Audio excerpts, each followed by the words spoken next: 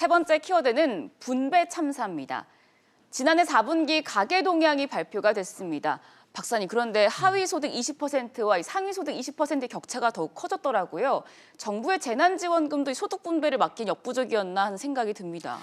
예, 빈부의 격차가 더 커졌다라고 볼 수가 있는데요. 참 안타까운 일입니다. 특히 문재인 정부는 2017년 출범하면서 이른바 소득주도 성장론이라는 좀 경제학에서는 좀 외곽에 있는 좀 소수 이론을 도입을 해서 본격적으로 저소득층 소득을 늘리는 정책을 펴왔어요. 네.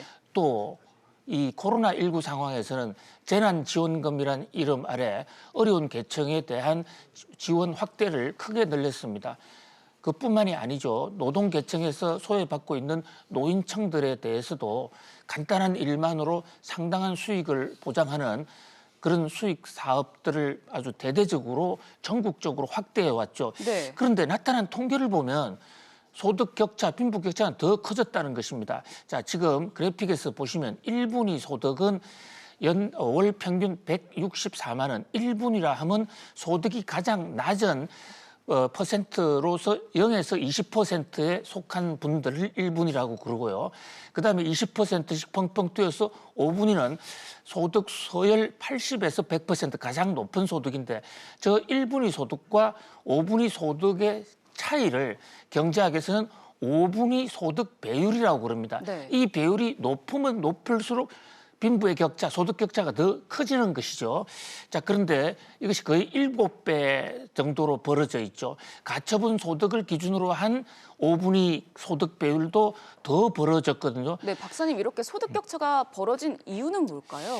예, 현재 지금 그 통계, 그러니까 1분위가 164만 원이라는 저기는 그 1분위들이 얻는 소득을 한번 그 내막별로 구성별로 보면요.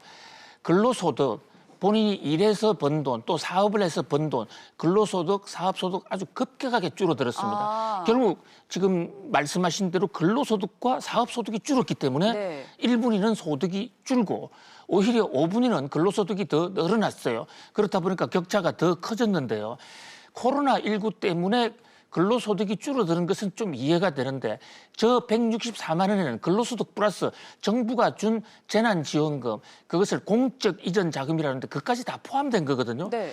그러니까 정부가 재난지원금을 하청민에게 집중적으로 줬음에도 불구하고 그것을 다 합한 1분위 소득이 더 상승하지 못했다.